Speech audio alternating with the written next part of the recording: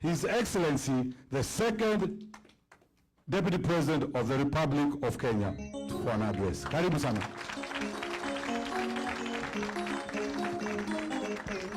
Thank you very much. Please be seated.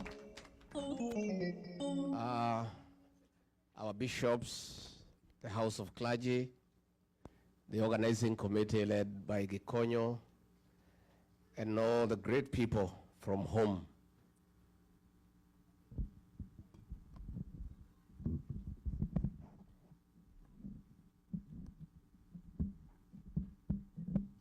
God is good. And all the time. Nisalimieni kwa hea Bwana Yesu asifiwe. Bwana yetu asifiwe tena. Kenya, hi.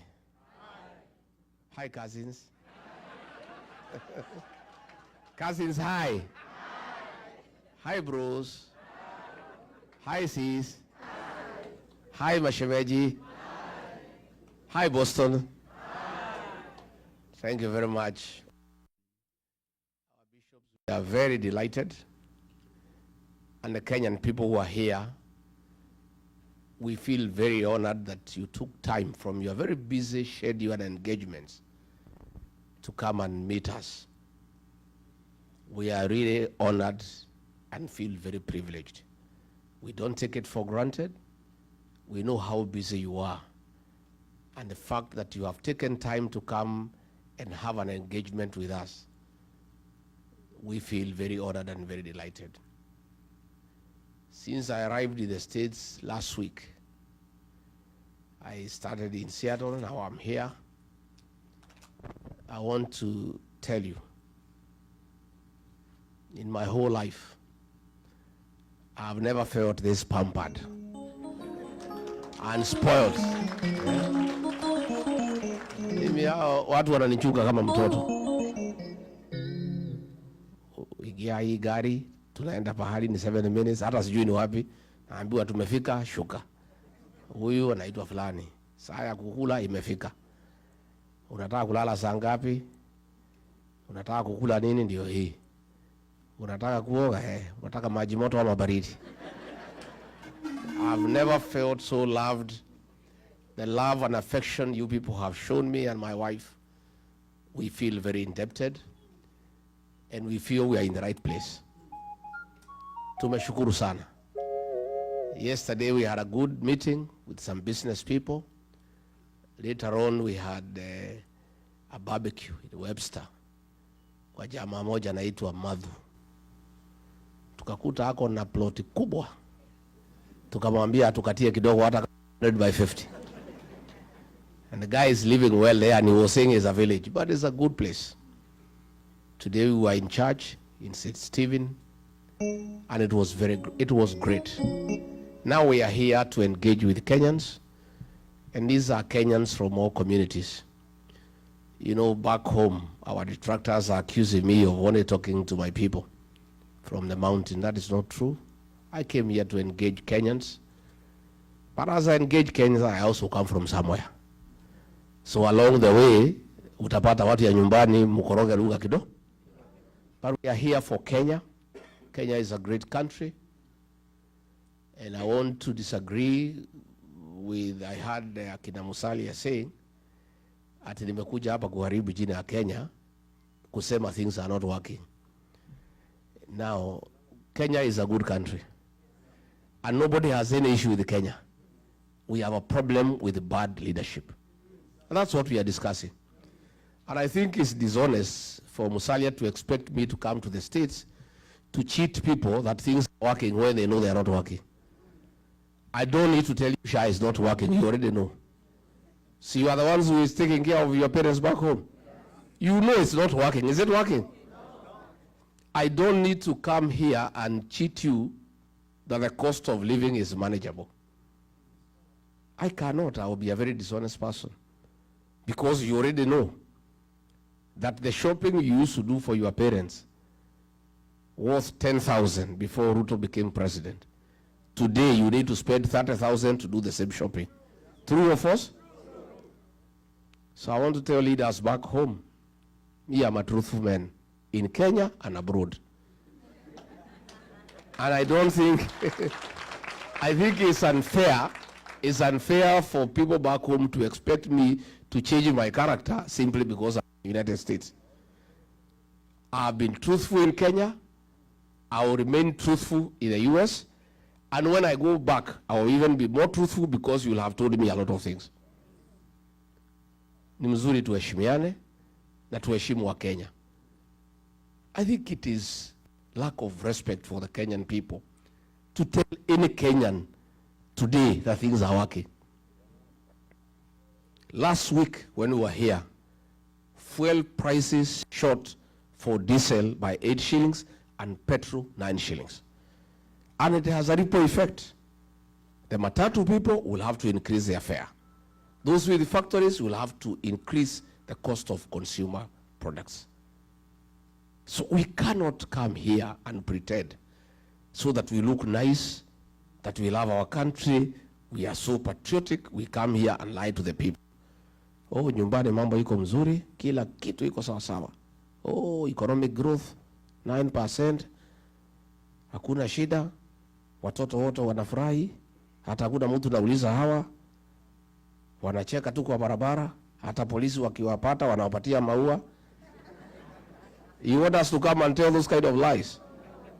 And with this technological revolution, you people know what is going on at home, even more some people work on our village, isn't it? You know what is going on. So I'm here to have an honest conversation with our Kenyan people, because Kenya is our country, it's our motherland, it's a country that we all love. And much as you are here to look for opportunities, you have a lot of interest back home. Your parents are there, your relatives are there. That's where you are born. And if things go the way you would want, that is where you would like to retire. Isn't it? So you are very serious stakeholders in the welfare of our country. In the 1970s, coffee was #1 foreign exchange earner for our country. In the 80s, coffee was overtaken by tea, and tea became #1 foreign exchange earner for our country. In the 90s, coffee and tea were overtaken by tourism, and the tourism became #1 foreign exchange earner for our country. As we speak today, all those have been overtaken. The highest #1 foreign exchange earner for the Republic of Kenya are remittances from the diaspora. You people here in Boston, United States, in the UK, in Germany, in the Arab world, you are driving the Kenyan economy. For us to pay our public debt, which is in trillions, we depend on the dollars you send home. For us to import things from China, from elsewhere, the foreign currency that we depend on comes from you. For us to pay the ambassador here in Washington and the staff at the Kenyan embassy in Washington, D.C., those dollars come from you. You are a very serious partner of our economic development as a country. Where I come from, we rear some dairy cows. A dairy cow is only useful when it produces milk, and a lot of milk for that matter. For you to get milk from a cow, you must look after it very seriously and very carefully. You must make sure it has enough hay. You must give it dairy meal. You must give it sun. Nowadays, because it's cold, we are giving mattresses for the cows to sleep on so that they don't feel cold. Things are even getting more technical. If you want the cow to give you milk, and a lot of milk, we are now playing country music of Ken Rogers and Don Williams and Crystal Gill to our cows to produce milk. And if you don't take care of the cow, inakata na mazi? The diaspora brigade is a Kenyan dairy cow in matters foreign exchange. There is no way the dollars will flow to Kenya when the diaspora people are unhappy or when they are unsure of what is going on at home. They will even be more reluctant to send any money home if the president orders police to shoot and kill young children. They will not. Because they have children at home. They will not send money back home if that money is being given to Soprano to go bribing people in meetings. These diaspora people want to see construction of roads. They want to see provision of clean water. They want good health for their parents. They want to hear that hospitals have medicine. They want to hear schools, children are being taught and their books. They also want to know what is the safety of their investment back home.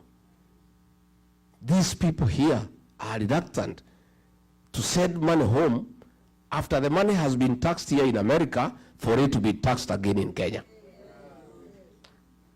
And that is the conversation we want to have with you. Why do I want to have this conversation? Because I'm sure 100% there is going to be a regime change in Kenya.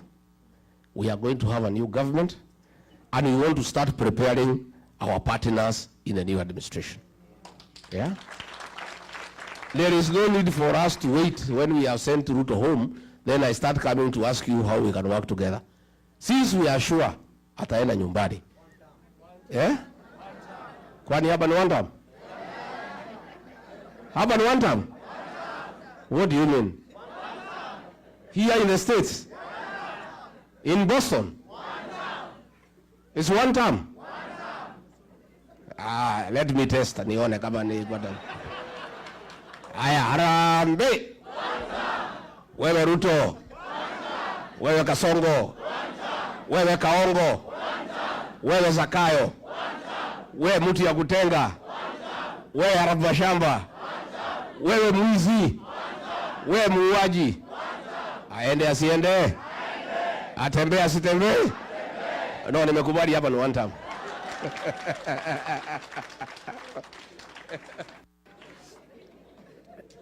I want us to have a conversation. We want to create an enabling environment back home for you to feel confident to repatriate your profits and invest at home. We want you to come and build houses without paying bribes for your building plans to be approved. We want to have a discussion how you can invest your dollars back home at an interest rate higher than what you are getting here in America. And I want to be very candid. It is foolish, indeed irresponsible, not to engage the diaspora people on how they can bring their dollars back home. The dollars from the diaspora are enough to drive our economy. We can borrow from diaspora, we don't have to borrow from China. We don't have to borrow from the World Bank and IMF. These people in this room and elsewhere across the world have sufficient resources that can drive our economy. But they cannot entrust their money to a corrupt regime. They cannot entrust their money to people who are stealing left, right, and center. And definitely, they also cannot entrust their money to those who kill their children. Because these are also Christians. They are people who are religious. They have some moral fabric that drives them, that you must be a morally upright person for them to entrust their savings with you. So that is the conversation along the way I'll be having for the time I'll be here. And I'll be back again and again, so that by the time we are going to elections, we have an MOU with the diaspora people. I know you have been betrayed. And therefore, you may not be very quick in trusting us. I've been betrayed too. So that makes the two of us. Sindio, the Kenyan people have been betrayed. So now we cannot talk about betrayal because everybody has been betrayed. You know the kind of excitement the Kenyans people had when we elected Ruto as president. He promised many things. He said he'll put money in our pockets. Little did we know he would get into the pockets and remove the little that we have through taxation and stealing. So everybody is feeling bad. Everybody is feeling let down. People are almost giving up, but I want to say don't give up. There is a hope for a better tomorrow. The Kenyan people are very resilient and they don't give up. I want us to have a partnership with the diaspora people. I want to see where you people can form yourselves into cooperatives, pull resources together, import our coffee from home and market it here and make the profit and pay our farmers better. Our coffee is the best in the world. When you buy coffee here in Starbucks, it's impossible to afford. But the brokers take all the money, they don't pay anything back home. Our tea, our avocado, the prices here are crazy, yet the farmers at home are crying. If you people organized yourselves, put money together, purchase avocado from home, sell at the same price, keep some profit, and pay your mothers and aunties well, you will have done well for your country and for yourself. I have many ideas, but those ideas, I have to work with them with you and our children, the Gen Zs. These Gen Z fellows, the present and the future of our country. And there is no leader who is going to succeed without working with these children. They are more knowledgeable than all of us. Hawa watoto, hakuna kitu hajui. Wamesumbua Ruto, he is not sleeping. Na alikuwa anajifanya ni mjuaji. Amekanyangwa na hiyo watoto, hana pahali ya kupotea. Because they are educated, they have pressure, they have access to internet, they are talking with their peers across the world. And the administration that we want to form, the Gen Zs will be part of that government. I want the Gen Zs on the decision-making table so that they can help us to manage our country. Our party, the DCP, the National Executive Council of about 36 people, 13 of them are Gen Zs, young people. And they are the ones who are driving the party. And I am a beneficiary of their knowledge and advice. I listen to those young people. Sometimes I open my mouth, I'm left gaping with the knowledge and the ideas that they have. And these are the people that we want to partner with. And I want to say very clearly, if God is gracious and gives me the opportunity through the people of Kenya to be president, I'll have a mix of experience and youthfulness in government. Where we pick a cabinet secretary who is experienced, the principal secretary is a 24, 25-year-old girl or boy. They work together. So that the elderly experienced can guide the young people and slow them down. And then the young can bring energy and vibrance and fresh ideas. A mixture of the two will liberate our country and make it a world-class economy. That is my wish. That is my dream. It is doable, and already those young people, by listening to them, we are getting to places. And that is why we cannot allow William Ruto to kill them, because we need them. We cannot allow him. So saa ingine mkiona mimi nakuwa mkali kwake, mnielewe. Sina ubaya, ni hiyo watoto.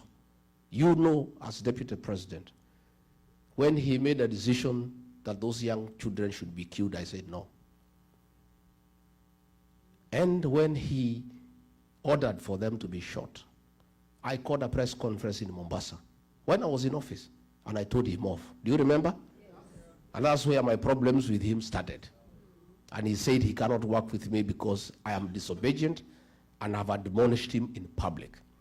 And I said, I would rather lose my job than be part and parcel of a government that kills young children. And let me tell you, today we don't have the job, but I have peace of mind. I sleep well. Hata jana nilichelewa na mkutano kwenda huko Webster.